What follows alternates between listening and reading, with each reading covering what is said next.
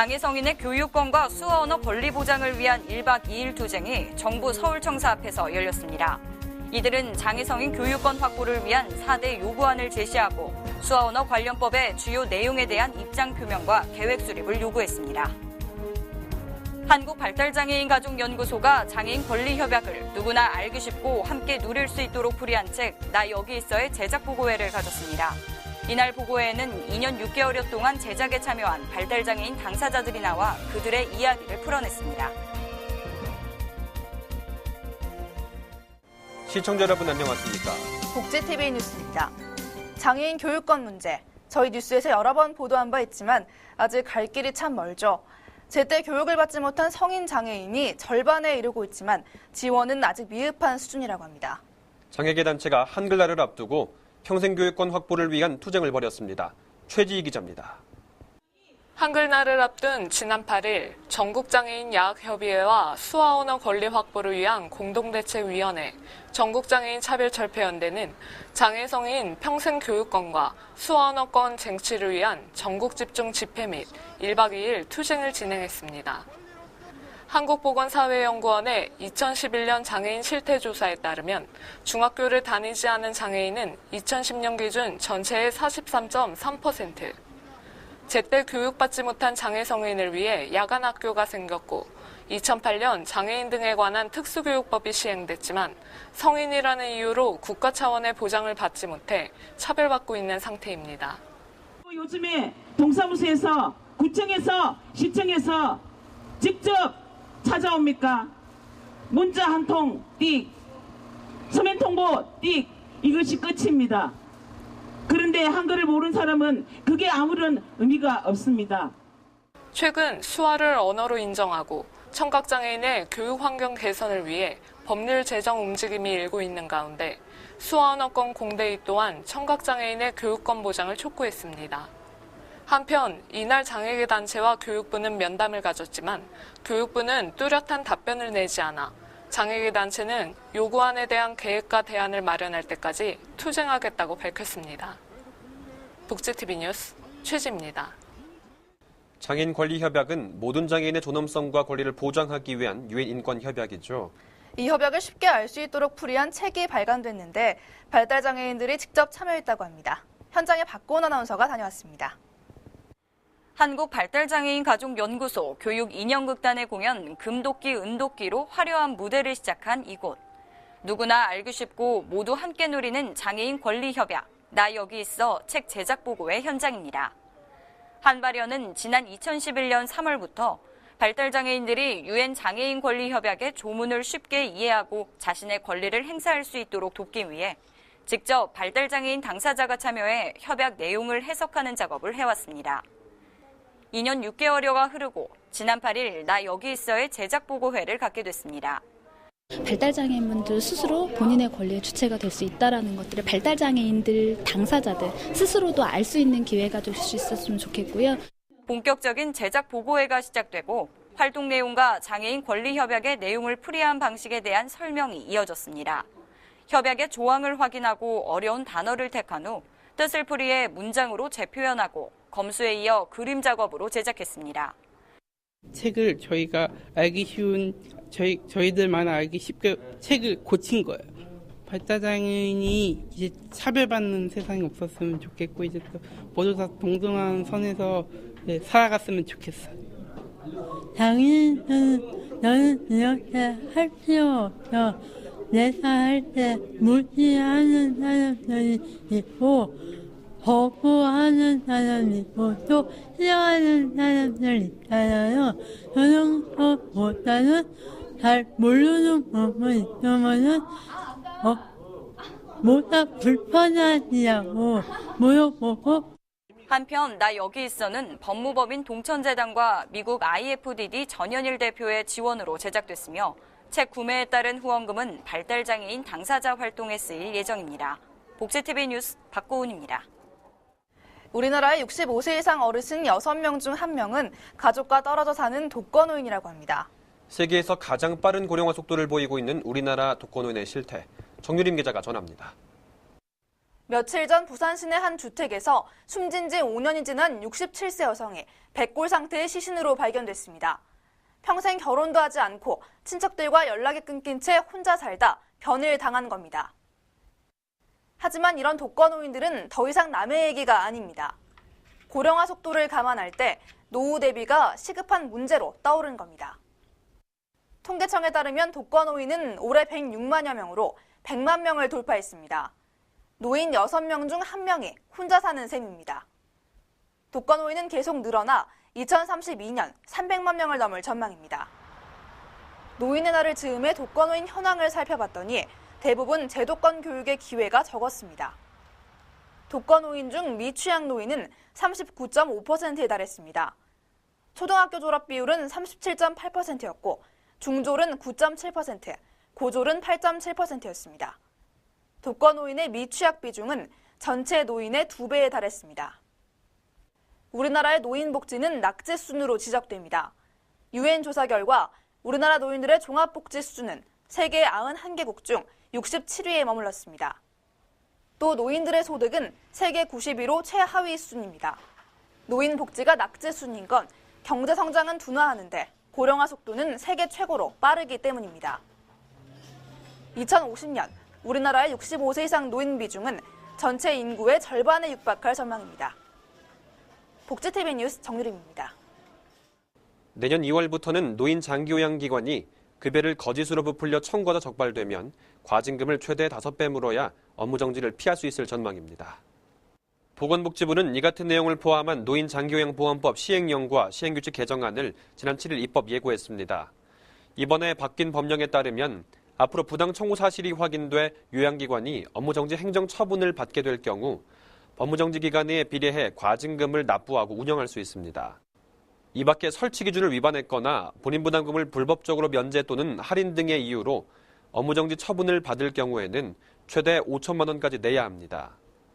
아울러 불법 행위를 저지른 요양기관의 명단도 기관의 유형, 급여 종류, 설치일, 대표자 성별 등 보다 구체적으로 공개됩니다. 인구 고령화 영향으로 장애 인구 가운데서도 취약계층으로 꼽히는 장애 노인의 비율이 높아지는 것으로 나타났습니다. 한국보건사회연구원이 내놓은 장애 노인의 실태와 과제 보고서를 보면 우리나라 장애인 중에서 만 65세 이상 노인의 비율은 38.8%로 2005년 32.5%, 2008년 36.1%에 비해 빠르게 증가하는 것으로 조사됐습니다. 이 같은 현상은 의료기술의 발전으로 인한 장애인 수명이 증가하고 노년기에 장애인이 된 경우도 많은 것으로 분석됐습니다. 보사연 관계자는 현재 노인과 장애 영역은 서로 다른 영역으로 인식돼 각각 사업을 시행하고 있으나 유사 사업의 경우 연계망 구축이 필요하고 장애 노인의 장애 특성이나 다양한 욕구를 고려한 서비스가 제공돼야 한다고 전했습니다.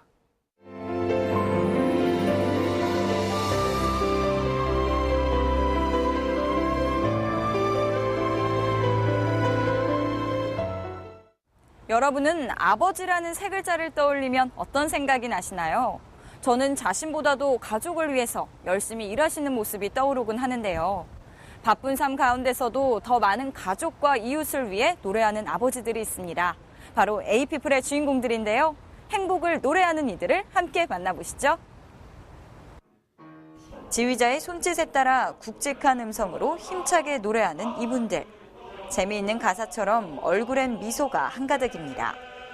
화요일 저녁이면 어김없이 이곳으로 모이는 이분들, 서울 아버지 합창단입니다. 단장님과 마음을 나누는 합창단 이야기를 들어봤습니다. 반갑습니다. 네, 단장님 반갑습니다. 네, 먼저 서울 아버지 합창단에 대해서 궁금해요. 소개 한 말씀 부탁드릴게요. 서울 아버지 합창단은 순수한 남성 합창단으로 합창단들이 많이 있긴 하지만은 저희들은 창단할 때부터 음악으로 좀 불우한 이웃 또 소외된 곳 또 애롭게 사시는 많은 분들과 함께 음악을 통해서 즐거움을 함께 나누고 윤택한 생활하는데 도움이 되고자 창단한 합창단입니다. 제가 이야기를 듣고 보니까 굉장히 좋은 일을 많이 하시는 것 같아요. 특히 자선 음악회 같은 걸 많이 여시는 것 같은데 구체적으로 어떤 활동을 하시나요? 저희들이 창단 연주회 이후에 계속 첫 해 음악회부터 불우한 고아원, 또 양로원, 또 교도소, 또 군부대 등등 여러 곳을 다니면서 음악회를 함께 했고요. 그때부터 지금까지 약 15년이 지났는데 계속 그냥 우리 대부분이 합창단들이 정기 연주회다 이런 식으로 합창단 연주회를 했는데 저희들은 자선음악회 그걸로 계속 연주회를 하고 있습니다. 노래로 사랑을 전하는 것이 서울 아버지 합창단의 모토. 소년원 아이들을 위해 자매 결연을 맺고 공연하는가 하면 탈북자 돕기 위문 공연도 하며 합창단을 필요로 하는 곳은 어디든 찾아 봉사하고 있습니다. 15년이란 시간 동안 합창단에게 어려움이 없던 것은 아닙니다. 하지만 노래하며 행복을 찾은 아버지들의 자긍심과 자부심은 오늘날의 합창단을 만드는 원동력이 됐습니다. 그래서 우리는 자발적으로 우리가 단원들이 이게 재정 문제라든가 모든 것을 자체적으로 해결합니다. 그러다 보니까 상당히 어려운 점이 많이 있어요. 그래도 여기까지 15년 동안 우리가 자선 공연을 하면서 많은 사회에 많은 자선 음악회를 하고 해서 상당히 사회적으로 우리가 자부심을 갖고 이렇게 해오고 있습니다. 무엇보다 가장 큰 수혜는 아버지들의 삶 또한 달라졌다는 것입니다. 제가 이제 그렇게 우리 서울 아버지 합창단에 노래를 하면서 사니까 굉장히 즐겁고 또 보람을 느껴서 항상 이렇게 정말 행복한 그런 생활을 하고 있습니다. 저희가 중장년층이 이제 구성원들이 그러는데 저희 나이가 되면은 사회적으로 이제 은퇴 시기가 되고 앞으로 소일을 어떻게 할 것인가, 친구들과 어떻게 어울릴까 하는 것이 고민거리로 등장합니다. 그런데 아버지 합창단에 활동하면서 그런 부분들이 해결이 됐고요. 게다가 합창단 활동은 그동안 가장으로서 어쩌면 본인의 삶을 내려놓은 채 살아온 아버지들에게 활력을 불어넣어 가족과의 관계도 더욱 화목하게 바꿨다고 합니다. 기분 좋은 이야기가 함께한 서울 아버지 합창단. 이들의 또 하나의 목표는 무엇일까요? 서울 아버지 합창단뿐만 아니라 지방에도 많은 합창단이 창단이 돼서 이렇게 지방에 계시는 많은 분들과 또 어려운 분들과 함께 즐거움을 나누고 행복한 생활을 할 수 있도록 하는 바람이고요. 행복하기 때문에 노래하는 것이 아니라 노래하기 때문에 행복하다는 우리 아버지들. 그들과 함께한 에이피플의 시간이 우리 사회, 더 많은 이들에게 사랑을 전하는 10월의 어느 멋진 메시지로 남길 기대합니다.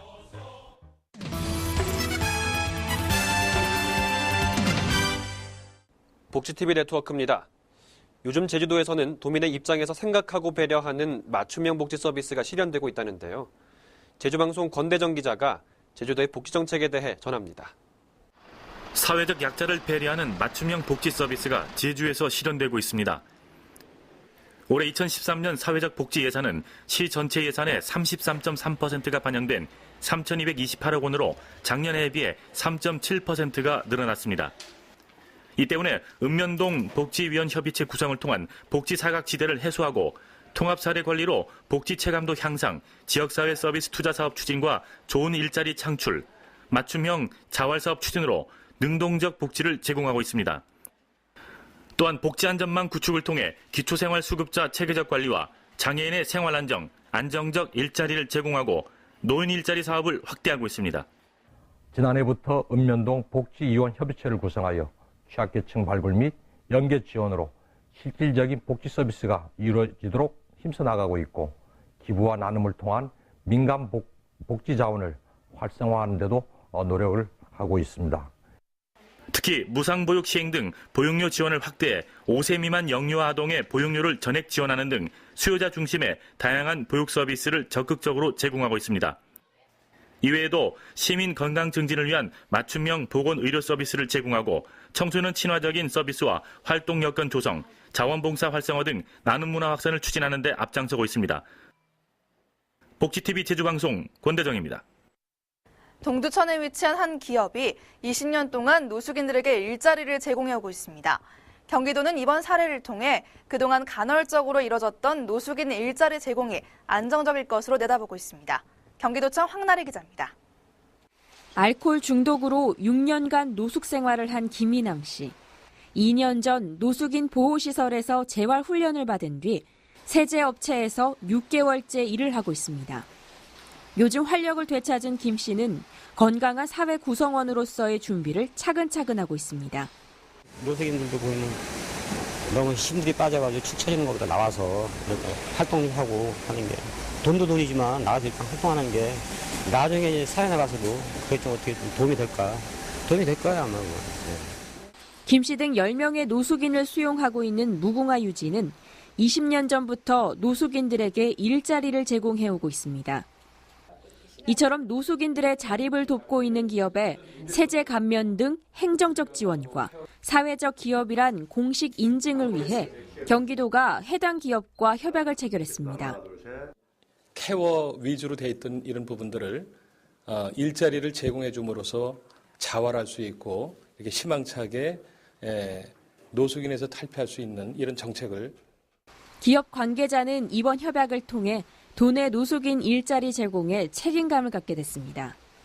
이 사회 적응 훈련 차원에서 일자리를 제공해드렸는데 오늘 협약식을 갖고 보니까 사회적으로 또 모든 면에서 책임감이 더 부여되는 것 같아서 새로운 도약을 준비하는 노숙인에게 기꺼이 기회를 제공하는 기업.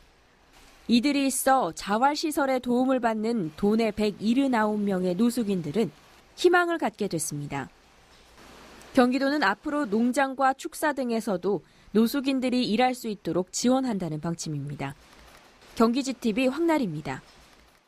일본 후쿠시마 원전 사고로 먹을거리에 대한 불안감이 확산되고 있죠. 이러한 가운데 서울 시내 어린이집 급식의 안전관리가 부실한 것으로 나타났습니다. 투명사회를 위한 정보공개센터가 서울시 25개 자치구에서 받은 자료에 따르면 전체 자치구 중 관내 어린이집에 납품되는 수산물 원산지 등의 관련 자료를 제대로 보유한 곳은 3개구에 불과했습니다. 그마저도 단체의 정보공개 요청 이후 건넨 자료였으며 나머지 22개구는 해당 정보를 갖고 있지 않거나 국내산 식자재 위주로 사용한다는 모호한 답변을 내놓는 데 그쳤습니다. 경상북도 안동에서 여성의 생애와 발자취를 재조명하는 심포지엄이 열렸습니다.